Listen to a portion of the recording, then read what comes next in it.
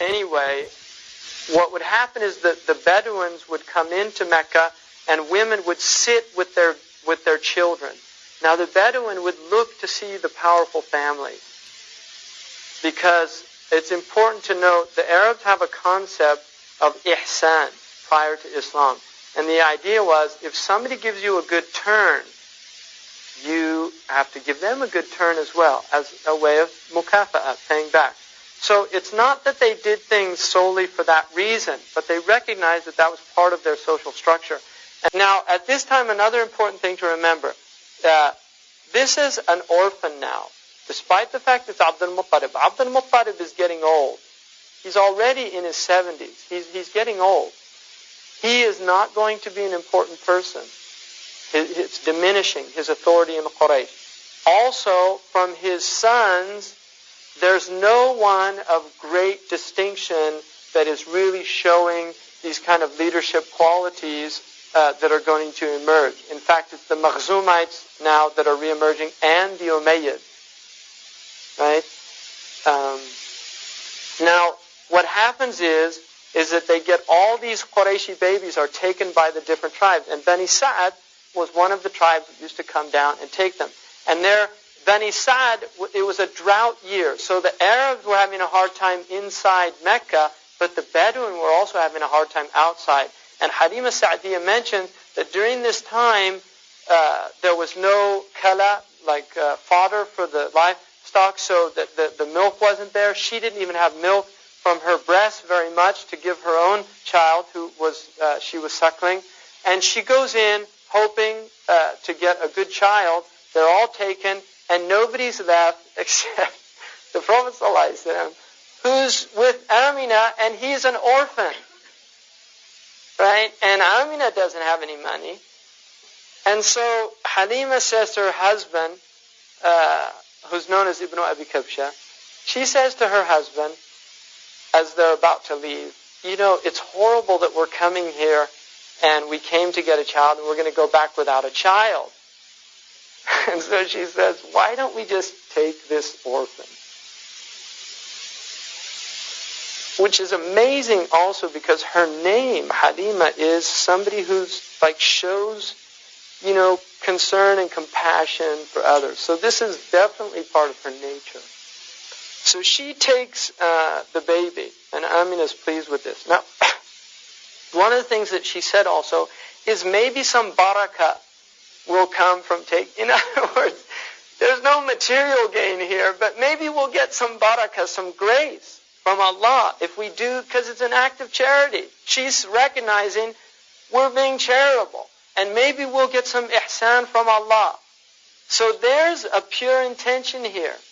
So she takes the child. Now, one of the things that happened is she had this wretched donkey that she rode into town with that was so emaciated it could barely move.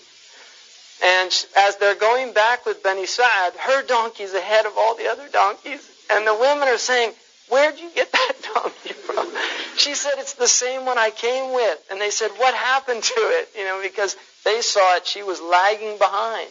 And now she's in the forefront because she had the Prophet ﷺ. And then the other thing she noticed is when she begins to suckle him, her breasts fill up.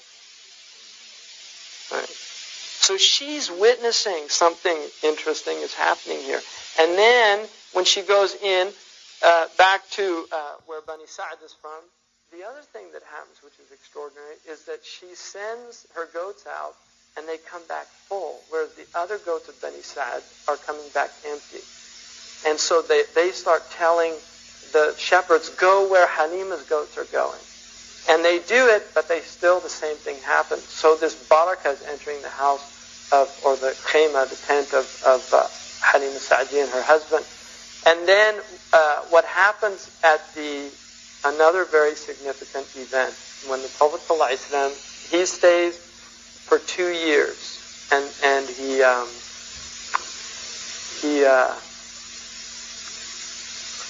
he's weaned. They weaned him after 2 years.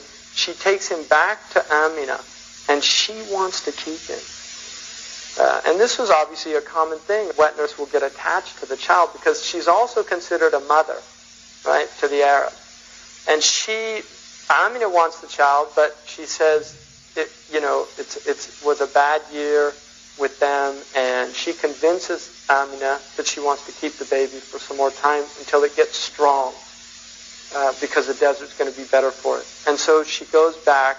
When he's about 4 years of age, an event occurs that's very significant, and that is her son comes running and saying, the Qurayshis, something terrible's happened to the Qurayshis. And she says, what happened? She said, 2 men came, and they took a knife. And so obviously, you can imagine this woman's probably just in a total state of, she runs out and finds the Prophet ﷺ and asks him what happened, and he tells her that 2 men came, split in white, split his chest, took out the heart, put it in a bowl of ice, which I think is really significant, because if you've ever seen open heart surgery, either on film or live, the heart is in a bowl of ice. I guarantee you. You have to keep the heart in ice because it slows down the metabolic rate, and so the cells don't die. And then they poured on them the water of Zamzam, and this is, if you watch an open heart surgery, they pour cryonic fluid, which is a salty fluid that has electrolytes to nurture the cells of the heart. And Zamzam was more salty than it is now, but traditionally it was a very salty well, right? Malih, called Malih. And it would obviously have been very rich in potassium and in natrium muriaticum, which are the 2 dominant ingredients in cryonic fluids that are poured. And it was cold water, which is, they actually freeze the water and pour it over the heart while they're waiting to put it into the chest. And so here's these 2 angels who would obviously be completely sterile as well. They wouldn't have any germs on them. Quite literally, they would have been sterile beings, because that's another concern, is infection with operations, right? So that was open heart surgery. Now, at that time, that was something completely, who could think of that? Taking a heart out of a chest, splitting the chest, the sternum was split, splitting the sternum, taking out the heart, washing the heart, keeping it in ice. Where are you going to get ice in the middle of the desert?